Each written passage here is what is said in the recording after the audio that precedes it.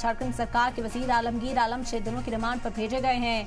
राजधानी रांची में ईडी ने आज कड़ी सिक्योरिटी के बीच उन्हें पीएमएलए कोर्ट में पेश किया। ईडी ने 10 दिनों की रिमांड मांगी थी, लेकिन खुसूसी अदालत ने 6 दिनों की ही रिमांड मंजूर की। वो 22 मई तक ईडी की रिमांड में रहेंगे। आपको बता दें कि 2 दिन तक चली लंबी पूछताछ के बाद ईडी ने आलमगीर आलम को बुध की शाम गिरफ्तार कर लिया। बता दें कि 6 मई को ईडी ने आलमगीर आलम के निजी सेक्रेटरी संजीव लाल और घरेलू नौकर जहांगीर आलम के ठिकाने पर छापा मारा था, जिसमें 35 करोड़ से भी ज्यादा कैश बरामद हुआ था। छापेमारी के बाद दोनों को गिरफ्तार कर लिया गया था और आलमगीर आलम खुद को इस मामले से दूर बताते हुए नजर आ रहे थे। उनका कहना था कि इस मामले से उनका कोई लेना देना नहीं है, लेकिन अब इंकशाफ ईडी को करना है। ईडी 2 दिनों तक आलमगीर आलम से पूछताछ करती नजर आई और कल शाम आलमगीर आलम को गिरफ्तार किया गया। आज पीएमएलए कोर्ट में पेश किया गया। ईडी ने 10 दिनों की रिमांड मांगी थी, लेकिन आलमगीर आलम की 6 दिनों की रिमांड ईडी को सौंप दी गई है। इस मामले में कई और कनेक्शंस सामने आने की भी बात कही जा रही है। जब आलमगीर आलम से इस मामले में पूछताछ की जाएगी, उनके निजी सेक्रेटरी और नौकर को पहले ही हिरासत में लिया गया है। आपको बता दें कि उनके नौकर के फ्लैट से 36 करोड़ रुपए बरामद हुए थे।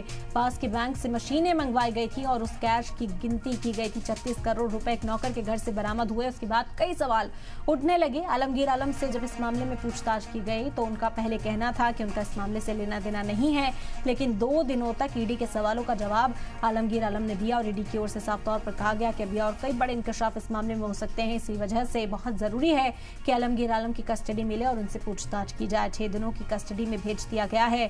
ईडी उन्हें 6 दिनों में तमाम सवालों के जवाब तलाशती हुई उनसे नजर आएगी। 10 दिन के लिए हम लोगों ने रिमांड मांगा गया था। अभी जितना भी पैसा निकला था रिकवरी उनके पीएस के यहाँ के स्टाफ के यहाँ से, उन सब ग्राउंड को सारा उन लोगों का स्टेटमेंट के बेसिस पे, इनका स्टेटमेंट के बेसिस पे बताया गया था कि इनके खिलाफ में ऑफेंस बनता है मनी लॉन्ड्रिंग का और वो सारा पैसा इन्हीं का है। इसीलिए हम लोगों ने कहा कि हम लोगों ने अरेस्ट किया और उसी के बेसिस पे हमने रिमांड मांगा। मेडिकल ग्राउंड उनका है। हाँ, 6 दिन। झारखंड देही तरक्कियात के वजीर आलमगीर आलम की गिरफ्तारी के बाद झारखंड का सियासी पारा चढ़ गया है। बीजेपी एमएलए सीपी सिंह का कहना है कि अजीम इत्तेहाद की सरकार में बदउनवानी की कोई मामले सामने आ चुके हैं। यह अभी शुरुआत है। हेमंत सोरेन के बाद उनके मुआविन भी गिरफ्तार हुए। उधर कांग्रेस तर्जुमान राकेश सिन्हा का कहना है कि प्रधानमंत्री का नारा बदल गया। अब उनका नारा है, तमाम खाने वालों को अपनी पार्टी में शामिल कराऊंगा और उन्हें खाने की जगह दूंगा। अजीत पवार, छगन भुजबल, नारायण राणे, रमन्ना जैसे कई नाम हैं जो पीएम के प्रिय हैं। उन्होंने इल्जाम लगाया कि ईडी को आगे कर ऑपोजिशन को डराने और धमकाने की कोशिश की जा रही है।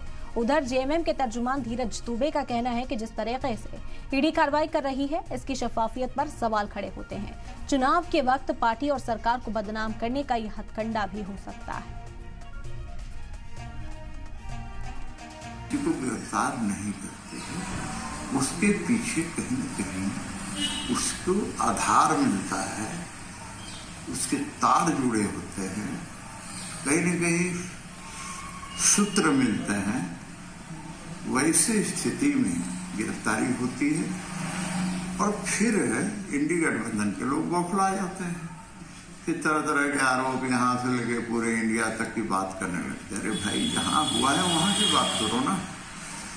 तो वही देखिए, इन सब के पीछे साफ है कि देश के आदरणीय प्रधानमंत्री जी ने कहा है कि भाई न खाऊंगा न खाने दूंगा, जो खाया है उसको भी निकाल दूंगा।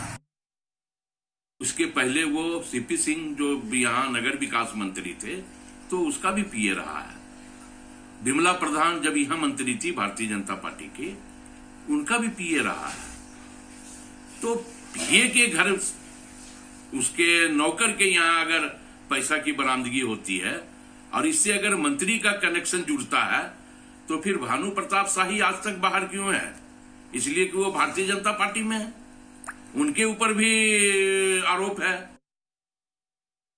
कल न्यूज क्लिक के संपादक को सुप्रीम कोर्ट ने बेल दिया और बेल देते हुए टिप्पणी किया कि उनकी गिरफ्तारी ही अवैध तरीके से की गई थी। उसी प्रकार जो आज संजीव लाल जी के नौकर जहांगीर आलम के घर से पैसे बरामदगी हुई है, उसमें पता नहीं किस ग्राउंड पे झारखंड के मंत्री आलमगीर आलम जी को गिरफ्तार किया गया है। या तो न्यायालय के सामने ईडी ही बता पाएगी, क्योंकि मुझे लगता है कि जिस तरह से ईडी काम कर रही है, उसके पारदर्शिता और निष्पक्षता पे तो पूरे देश में सवाल उठ रहे हैं।